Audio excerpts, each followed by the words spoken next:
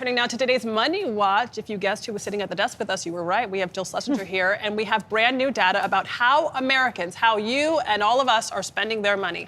In June, Americans spent more than $720 billion in retail sales. That's when you go to stores to buy clothes and things like that.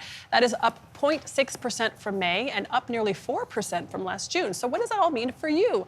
As I mentioned, CBS News business analyst Jill Schlesinger is here to explain. Hey, Jill. Hello. So tell us about these numbers. Way better than expected. I mean, I feel like I should start this like, long live the American consumer, because we are spending pretty freely across lots of different categories. These results were about 3 times what the analysts had expected. We had actually a dip in May. A lot of people thought that was tariff related. Maybe it was more weather related. We're not so sure. It was kind of a wet season on the East Coast. Why would it be weather related? Because when it's raining and disgusting out, people don't shop as much. They don't go out. They chill. And so, but we saw like really broad-based spending. Just a few categories were not showing any improvement. But I think this is at least an example that although people say they're spooked about tariffs, and although people say prices are really high, they seem to be spending pretty freely. Now, one other thing about these numbers, they're not adjusted for inflation. So it's just the raw dollars spent. So if prices are up a couple of percent from a year ago and these sales are up 4%, we're just a couple percentage points ahead of the inflation rate. Just to keep that in mind, like, it's great, it's good news, we're spending, people have jobs, that's why they're spending. Speaking of inflation, Amazon Prime Day used to be just 1 day, it's inflated to 4. Yes.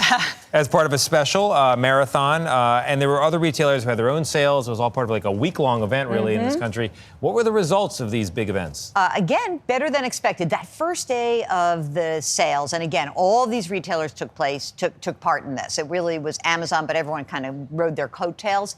And the spending was up. The first day, people were saying, oh, numbers are down. But then they actually improved day after day. And we did see $24 billion of spending, up about 30% from a year ago. 30. It's sort of like 2 Black Fridays. It's incredible. Wow. And, you know, I will say that there's some evidence.